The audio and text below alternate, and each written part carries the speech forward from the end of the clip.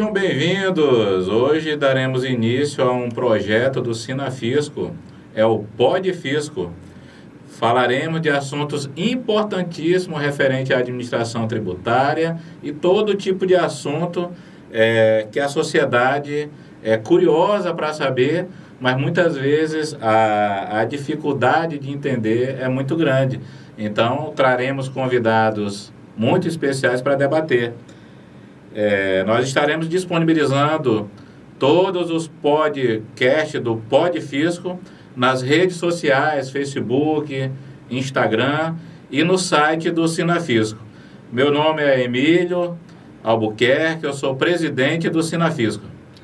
Meu nome é Germano Soares, eu sou vice-presidente do Sinafisco. É um prazer estar com você, Emílio, nesse projeto que hoje se inicia, e vamos iniciar esse projeto com o pé direito. Mas antes disso, Emílio, eu queria que você dissesse qual é o episódio, o tema do nosso episódio de hoje. Hoje nós discutiremos os rumos da Secretaria de Finanças do Estado de Rondônia. E nós trouxemos alguém muito especial, né, Germano? Acredito que um episódio com esse nome, com esse tema, não poderia ser outra pessoa senão o nosso amigo Luiz Fernando Pereira, que é secretário de Finanças do Estado de Rondônia. E eu não sei se você sabe, Emílio, mas eu já trabalhei com ele por 2 oportunidades e agora, já há algum tempo, ele é secretário e para mim é uma grande felicidade tê-lo aqui conosco. Seja bem-vindo, Luiz Fernando. Muito obrigado, Emílio, muito obrigado, Germano. De fato, uma honra estar nessa estreia do Pod Fisco, né? Um projeto tão importante, tão bem conduzido pelo recém-renomeado Sinafisco. É muito bom a gente poder partilhar desse momento marcante na vida do fisco rondoniense, em que nós podemos nos comunicar melhor com a sociedade, falar de temas, como o presidente Emílio disse, relevantes, mas às vezes incompreendidos, e essa oportunidade da gente estar aqui é excelente. Então, muito obrigado pelo espaço e pelo diálogo que teremos nessa noite. Maravilha. Secretário, a gente vai começar fazendo com que as pessoas que estão nos assistindo lhe conheçam um pouquinho melhor, né? Estão acostumados com o Luiz Fernando, secretário de Finanças, né? O homem que entende muito de tributos, de impostos, mas eu vou começar fazendo uma pergunta. Quem é o Luiz Fernando fora da Secretaria de Finanças? Quais são os seus gostos musicais, seu time? O que o senhor faz quando não está presidindo as finanças de Rondônia? Fique à vontade, fale um pouquinho mais. Não estava muito preparado sempre esse Luiz Fernando por Luiz Fernando, mas tudo bem. É um cara a cara, um olho no olho. Luiz Fernando por Luiz Fernando. Tranquilo. Assim, eu me considero um cara reservado, gosto do meu espaço em família, né? Uma pessoa que gosta de igreja, música, toca um violão de vez em quando, hobby. Olha, que legal. Minha terapia é um violão, às vezes sozinho no meu canto. Sim. Futebol até que assisto, meu Vasco tem me ensinado muito sobre Vascaíno, olha aí, Germano, Vascaíno. Sobre você manter a atitude apesar dos desafios, né? Então, eu sou suspeito para falar porque eu sou flamenguista, né? Mas vamos mudar de assunto, então. Mais um Vascaíno, Emílio, é um forte, né? Antes de tudo, exatamente, forte. assim como nordestino. Sem né? dúvida. Sem dúvida. Mas é isso, a minha história aqui em Rondônia. Eu cheguei aos 11 anos de idade aqui, já são 44 anos de Rondônia, então já me considero um rondoniense da gema. E nasci no Rio, vim de Brasília para cá, pais já falecidos, mas moraram aqui por muitos anos, irmãos, enfim, sou alguém que tem o coração em Rondônia e quer muito bem essa terra. Olha aí. Luiz, como eu disse no início, né, tivemos a oportunidade de nos conhecer nos plantões do Posto Fiscal Belmont. Depois nos encontramos novamente no Nota Legal Rondoniense, lá para os idos de 2010. Então, já nos conhecemos há um tempo. Sabemos, né, tanto eu quanto o Emílio, da sua experiência dentro da Secretaria de Finanças. Mas a pergunta é, qual o maior desafio que você encontrou ao assumir a pasta da Secretaria de Finanças? Perfeito, Germano. De fato, né, foram longos anos ali no posto fiscal do Belmont, depois na gerência de educação fiscal, né, quando pudemos também partilhar alguns desafios, mas o meu maior desafio em 2019, quando o governador Marcos Rocha me convidou para assumir essa função, foi o desconhecido, né? O desafio de quem conhecia da área tributária, né? Militei, agora vão se completar 20 anos, né, como auditor fiscal, mas ser secretário envolve vários desafios, não só aqueles para os quais eu já tinha experiência.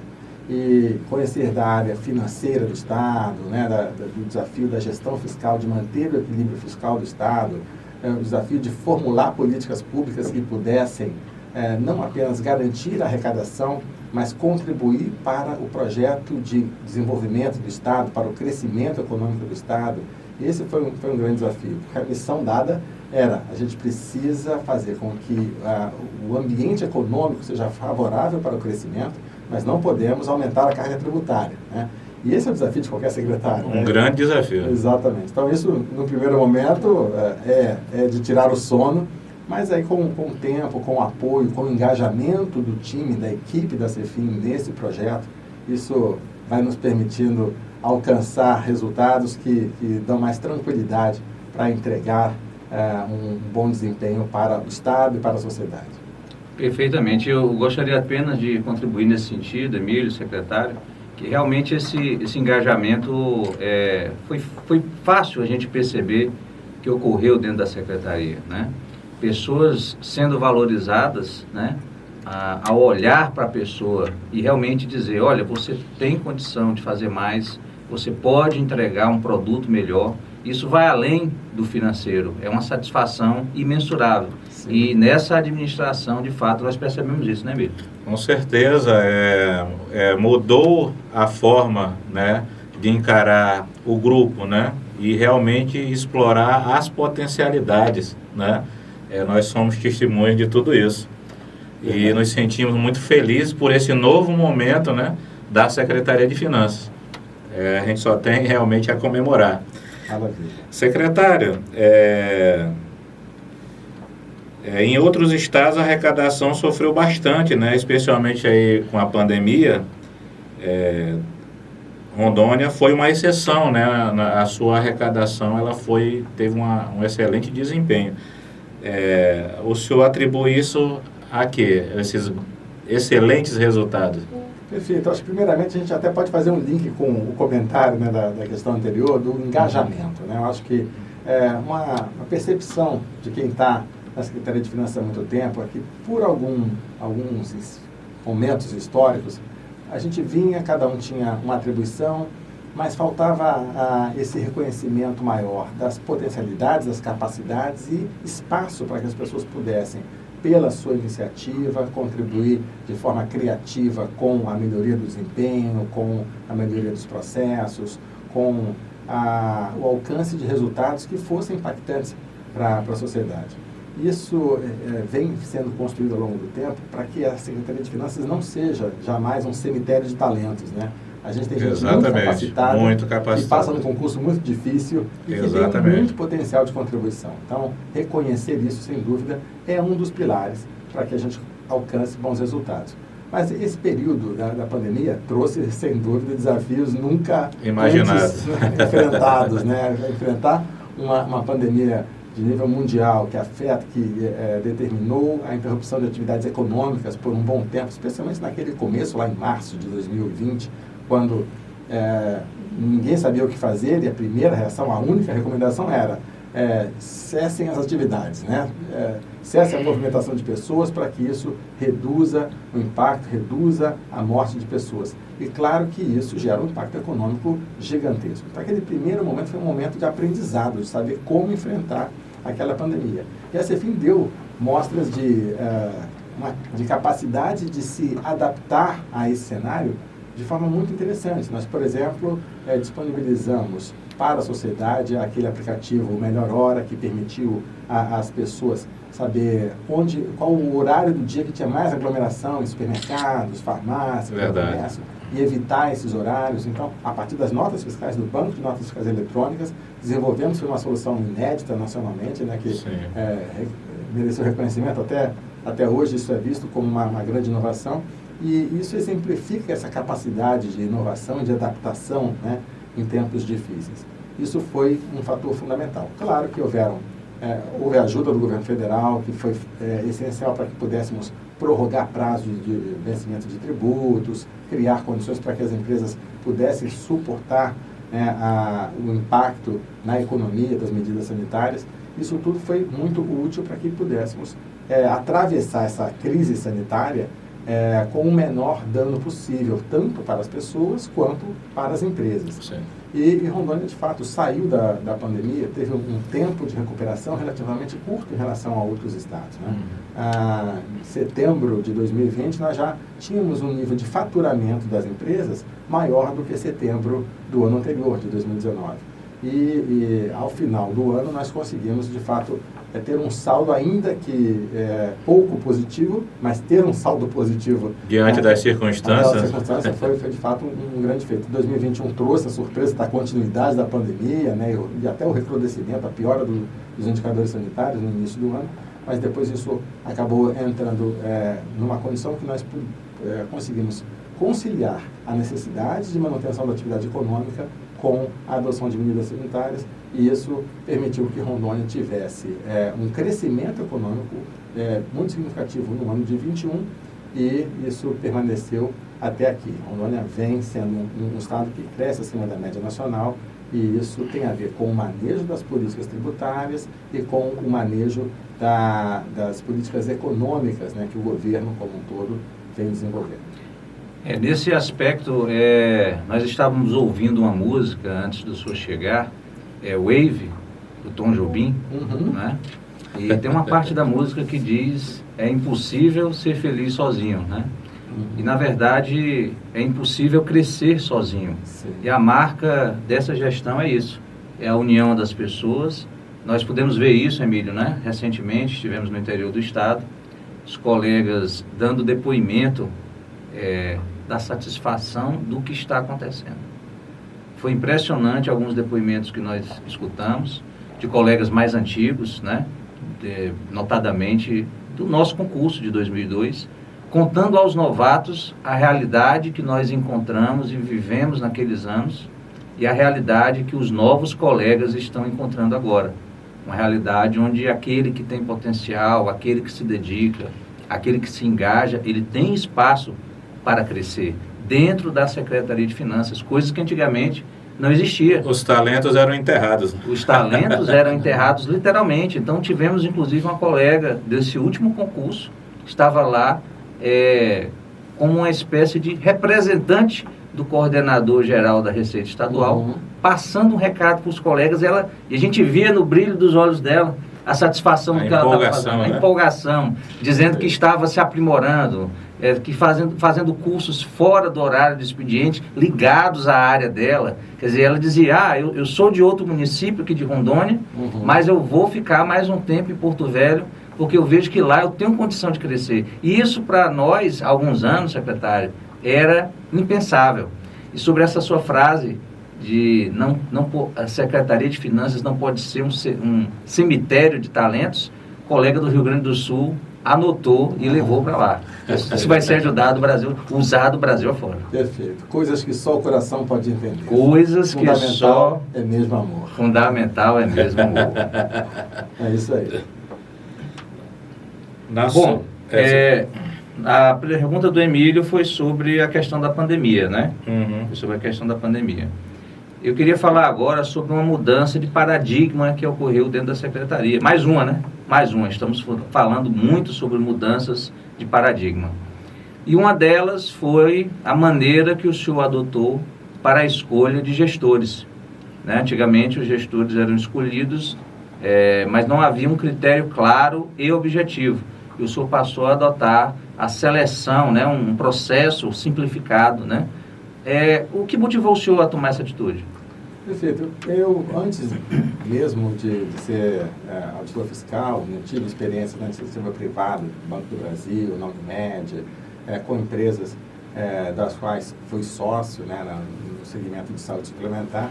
E essa experiência e a própria militância na área acadêmica me faz perceber que as possibilidades estatísticas de você conseguir gente qualificada talhada para cada cargo e com capacidade de transformação da realidade, é muito maior quando você faz um processo aberto, um processo em que todas as pessoas podem participar.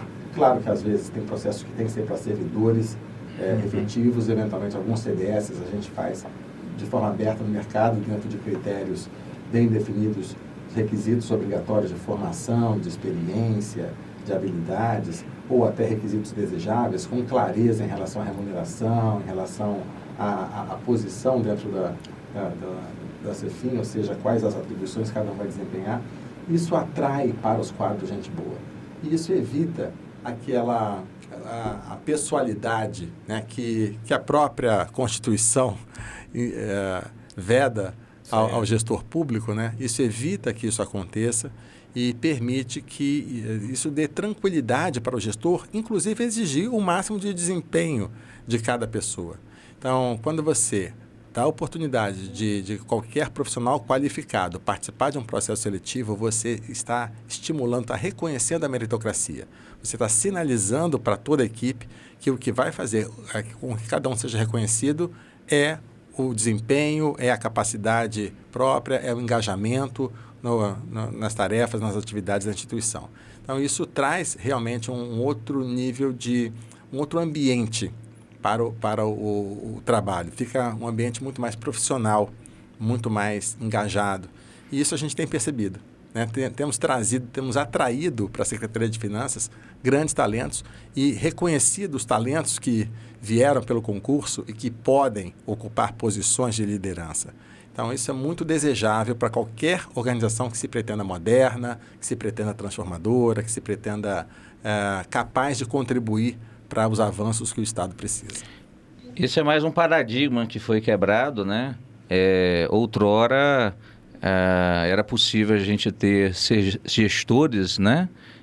Que a gente não entendia bem como ele chegou naquele lugar, né? Não era muito claro, né? Com um processo desse tipo, onde há clareza no momento da escolha, acredito eu que, inclusive, né, Emílio, o respeito que esse gestor vai ter dos seus comandados, né? Porque foi claro como ele chegou ali, né?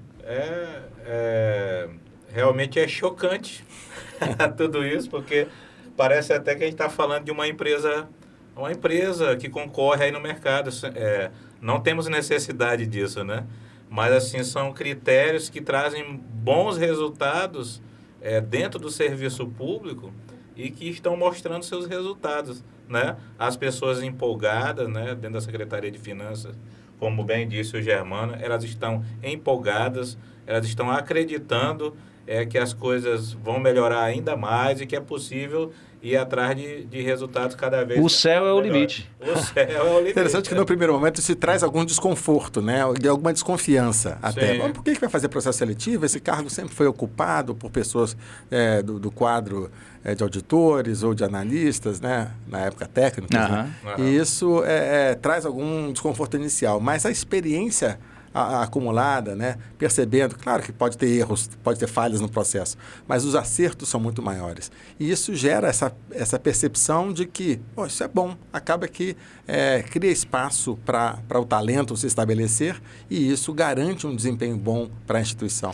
Isso é bacana. E é interessante, Emílio, que por estarmos vivenciando essa experiência, quando a gente percebe em outros locais, né, que não é utilizado esse critério, agora a gente já estranha, né? Vê como é interessante, né? Antigamente a gente, como o secretário bem falou, né, no primeiro momento um choque, depois você percebe que funciona. E hoje, quando a gente está em outros ambientes, né, e percebe que não é utilizado esse tipo de critério, nós questionamos, né? Mas por que não daquela forma, né? Exato. Mas enfim, é com você, Emílio. Essa foi uma grande transformação, que bom que vocês mencionaram isso. Mais uma grande transformação. Excelente. O clima, realmente, dentro da Secretaria de Finanças, ele alcançou uma realidade inimaginável, né? Há alguns anos, realmente os colegas expressaram isso, né? Na nossa última ida no interior.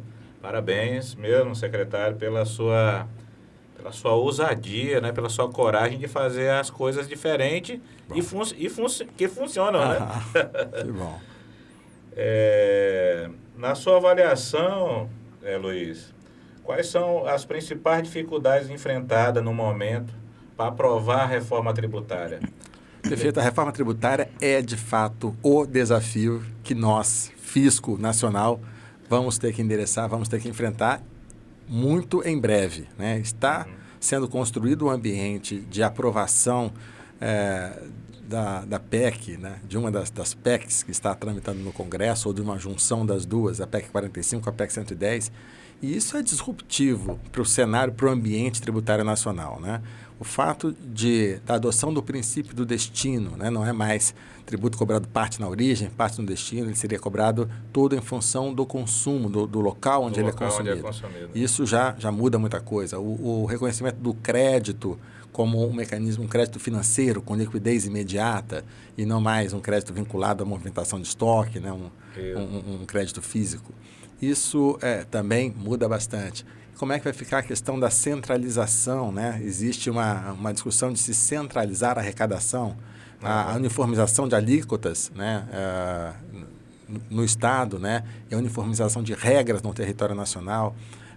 Tudo isso é uma necessidade, todos reconhecem, os profissionais da área tributária, as empresas, todos os agentes políticos, todos reconhecem a necessidade de uma reforma que traga simplificação, clareza. A mãe de todas as reformas, sim, né? É chamada. Sim, o emaranhado de normas do nosso sistema tributário é um dificultador para o crescimento econômico e todo mundo reconhece isso, e os estados chegaram a um consenso de um modelo de reforma. Lá em 2019, pela primeira vez, houve um consenso entre os 27 secretários de Fazenda do país de que deveríamos ter aquele modelo de reforma. De lá para cá, essa discussão esfriou e agora está reaquecida e muito aquecida.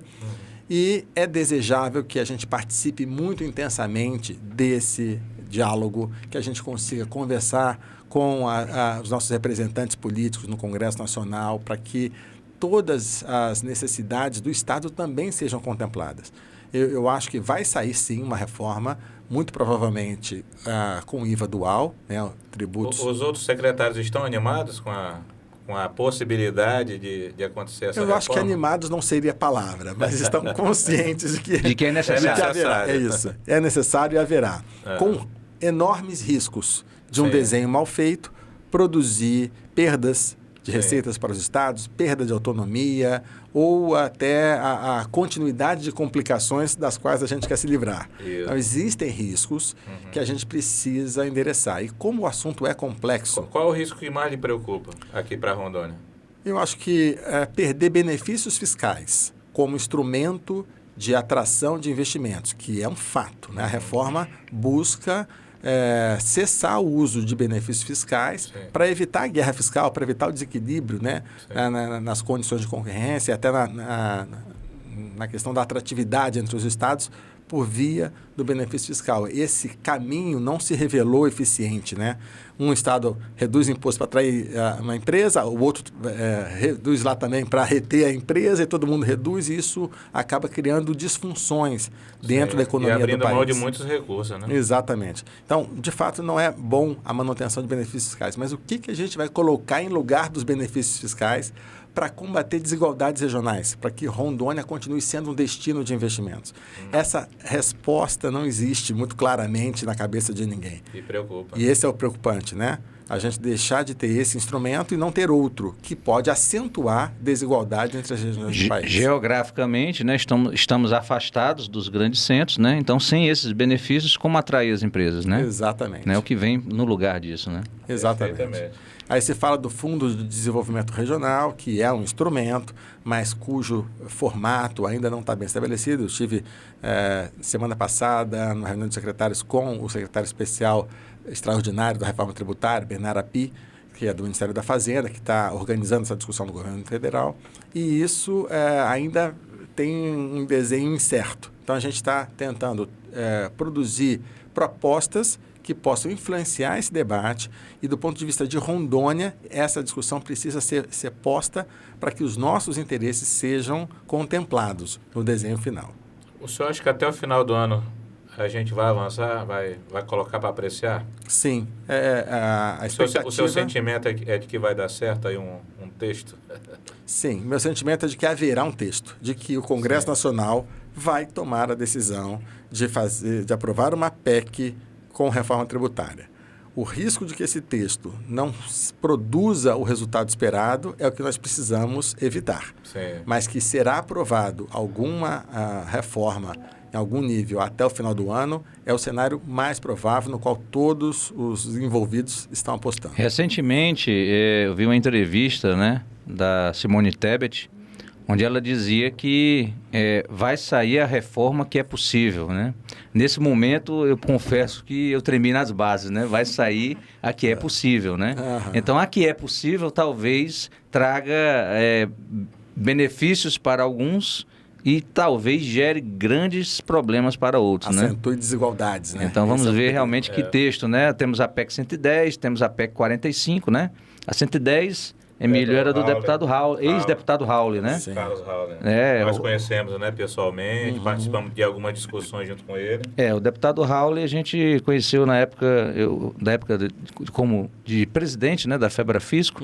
Nós fizemos em Brasília, né, uma audiência pública, fizemos uma no Amazonas e uma aqui em Rondônia, né? E aí a de Rondônia, que foi em 2017, ele já estava contando com quase 500 audiências públicas, né? Mas aí surgiu a 45, né? E aí meio que... E ele perdeu também, não se reelegeu e ficou complicado, né? Mas muito desse espírito do deputado Raul está presente na 110 e a 45 e a 110 devem convergir. Isso aí... Então, aproveitar as boas ideias dos dois lados, né? Sim, deve ser aproveitado. Secretário, tem um tema que é importante porque é algo que já existe em vários estados do país e foi agora na sua gestão, vamos dizer assim, reativado, né? Com força. A questão da nota legal rondoniense. Né? É um instrumento de cidadania fiscal e uma maneira também de contribuir com as instituições filantrópicas. Vale a pena pedir a nota fiscal? Com certeza, Germano. Essa questão de envolver o cidadão no ato de pedir nota fiscal, conscientizando esse cidadão de que isso é um ato de cidadania, de que ao exigir a nota fiscal, ele está contribuindo para que o imposto que está embutido no preço da mercadoria chegue aos cofres do Estado e, portanto, volte para o cidadão na forma de serviços públicos de qualidade. Isso é muito importante. Isso não está no automático. As pessoas não têm essa consciência normalmente. Então, é fundamental que a gente crie mecanismos para promover essa ideia. E o Nota Legal Rondoniense é uma forma, né? Premiando as pessoas, fazendo com que elas participem daquelas raspadinhas dos prêmios. Eu já raspei várias, mas ainda não ganhei, mas eu continuo firme e forte lá. Pois é. Vamos ver se seu nome não está na lista negra ali, mas depois a gente vê. Mas, assim, a promoção da ideia de cidadania fiscal, que está embutida no programa Nota Legal, é fundamental. E o Germano foi um militante nessa área comigo, né, da educação fiscal. E a gente tem que continuar incentivando as pessoas, produzindo essa consciência, produzindo educação fiscal, porque isso é um ato de cidadania.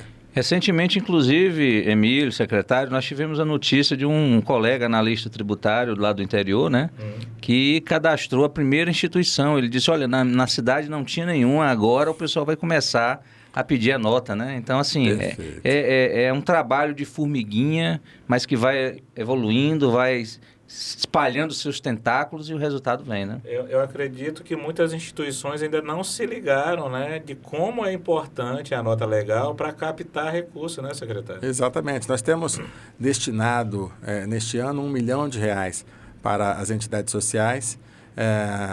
Agora, por semestre, esse dinheiro está sendo distribuído e isso vai permitir que várias entidades consigam manter as suas atividades. Isso promove a solidariedade, né? O envolvimento até do cidadão, do consumidor com essas entidades. Então, tem vários valores que o Nota Legal promove. Um deles é a solidariedade, o outro é essa cidadania fiscal, a consciência do cidadão sobre o sistema tributário, o direito do consumidor, porque ao pedir nota você garante que se aquela mercadoria der problema, você tem como comprovar onde adquiriu, a educação financeira, né, porque também permite que você resgate as informações do seu consumo e possa alimentar os seus controles, enfim, um conjunto de valores e que são fundamentais que a gente promove. A gente agradece aí pelo tema pautado aqui, pelo Sinafisco, para que isso seja objeto de muitas discussões e a própria promoção do programa seja feita também com apoio do sindicato. Verdade. Exige a nota fiscal, coloque seu CPF ou o CNPJ, né, da instituição que você quer ajudar. Exato. É muito importante. Secretário, a gente está se aproximando aí do final do nosso Podfisco e queremos fazer a última pergunta. Quais são os seus principais anseios para o Estado, né, nesta sua segunda gestão? Perfeito. Eu acho que o maior anseio é que a gente consiga explorar mais essa vocação que o fisco tem de ser um promotor do desenvolvimento econômico, né? Por muitos anos, a gente atuou muito com ênfase na arrecadação, na detecção e punição do crime contra a ordem tributária. Essa sempre foi a nossa vocação. Sim. Mas a gente tem percebido que a gente pode atuar de forma diferente. Desde abril de 2019, quando a gente lançou o programa Fisco Conforme, a gente já começou a fazer essa mudança, né?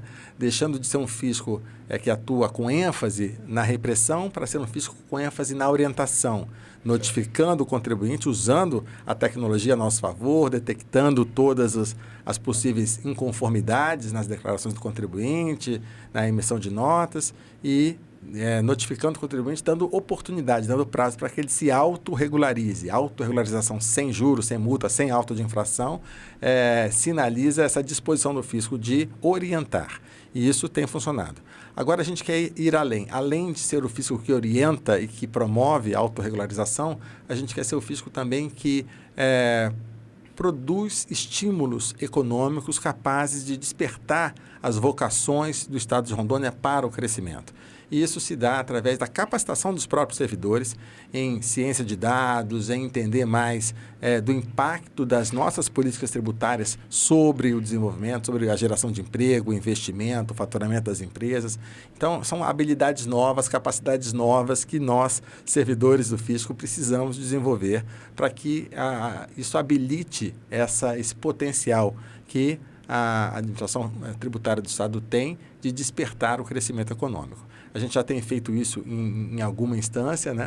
Mas a gente precisa aprimorar, principalmente no momento em que benefícios fiscais deixarão de ser a única forma de atração de investimento, né? Então, isso se torna ainda mais relevante, que a gente consiga usar os instrumentos que estão à nossa disposição para gerar emprego, renda, investimento, crescimento no Estado de Rondônia. Claro que existem outros desafios, né? A manutenção do equilíbrio fiscal da Capag-A, né? Nosso selo de equilíbrio fiscal que a Secretaria do Tesouro Nacional nos outorga e já vem fazendo isso anualmente desde 2020, com base no balanço de 2019, manter esse equilíbrio fiscal do Estado é fundamental no momento em que houve desoneração de tributos, com a Lei Complementar 194, 192, sim, mudanças na forma de tributação de combustíveis, energia, comunicações. Isso traz desafios novos. A questão do Tesouro Estadual, ter essa capacidade de fazer gestão fiscal, de projetar fluxo de caixa, de antever eventos que poderão impactar o equilíbrio do Estado e agir, buscar o melhor o menor custo médio ponderado de captação de capitais para investimento na infraestrutura do Estado de Rondônia também uma missão nova que a gente vem buscando assumir. É melhor recorrer à operação de crédito, né? Ou vamos calibrar alíquotas. Muitos estados subiram a alíquota modal do ICMS. Nós optamos por não fazer isso nesse momento, mas será que vale a pena? Foi algo ousado, né? A gente sabe que precisa ter muito talento para superar a falta desses recursos, né? Exatamente. Que estavam vindo dali, né? Nós apostamos em melhorar a eficiência da fiscalização em lugar de subir a alíquota modal, como sim, 13 estados fizeram. O que acaba barateando os custos, né? Porque exatamente, o combustível é usado em vários setores, né? Isso evita que a inflação em Rondônia continue aumentando e evita que nós tenhamos um custo tributário maior do que outros estados. Exato. Então, isso acaba sendo também um instrumento de atração de investimento. É um atrativo. Então, de fato, não é simples a gente manejar todos esses botões, né, para gerar um ambiente favorável. mas é o que a gente está aprendendo a fazer e o desafio é aprimorar essa capacidade para que a gente... E para isso precisa de uma equipe motivada com ideias o tempo todo, né? Exatamente. Boas ideias, principalmente. Exatamente. Mas sabemos que temos um time muito capaz, muito competente, Bastante. muito engajado e aí isso nos dá ânimo para encarar o desafio. Bom, estamos caminhando realmente para o final. Eu gostaria de começar os agradecimentos, né? Dizer que esse primeiro episódio do Pod Fisco, né? É o podcast do Fisco, Muito aqui legal. de Rondônia. Não poderia ter outro convidado senão você, me permita chamar de você, Claro. Luiz Fernando, tá? A sua capacidade técnica a gente já conhecia de muito tempo, né? Pelas entrevistas, quem não te conhece percebe a sua capacidade, mas eu gostaria de dar o meu depoimento aqui, Emílio, porque eu já conhecia, como eu falei no começo, já conhecia há muito tempo, né? Chegamos inclusive a assistir Jogo do Brasil juntos, né? Sim. Lá no passado. E dizer que atrás, ou antes, ou junto com a capacidade técnica, existe um ser humano.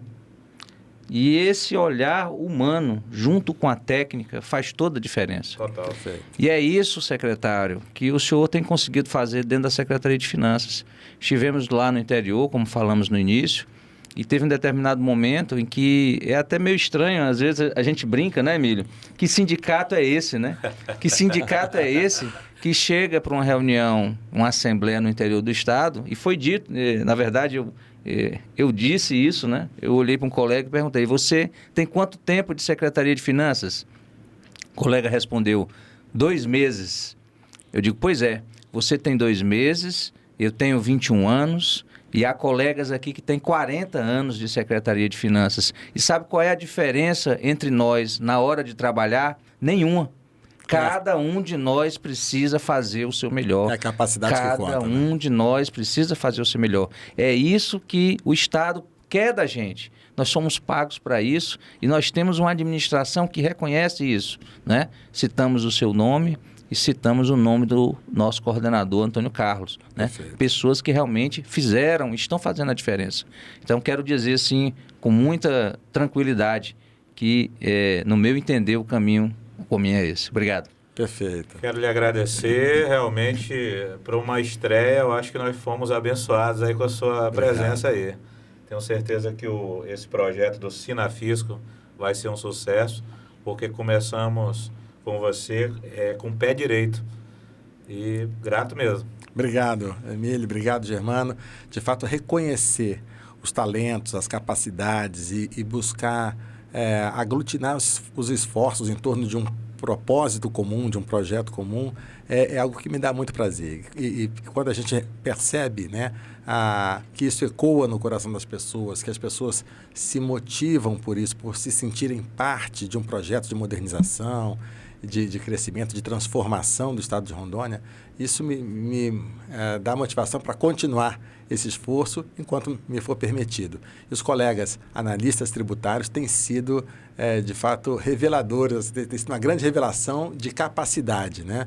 Porque, como a gente comentou no início, muitos estavam cumprindo tarefas mais burocráticas, mais operacionais e agora estão tendo as suas capacidades melhor aproveitadas em benefício de toda a população. E isso dá prazer, né? Dá satisfação aos próprios colegas, porque se sentem melhor aproveitados. É a dignidade funcional na sua plenitude, né? Exatamente. Então, assim, e ter o Sinafisco como parceiro disso, né? Desse reconhecimento, até gerando alguma estranheza quando o discurso está tão afinado, tão em sintonia, tão convergente, mas é porque a gente também recebeu muita influência do próprio sindicato, né, para poder modular essas medidas em linha com esses anseios, com esses desejos da própria categoria. Eu acho que o resumo é sentimento de pertencimento.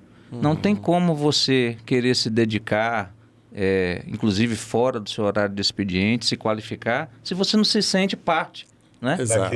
Daquilo, né? Eu tô fazendo algo para quem, né?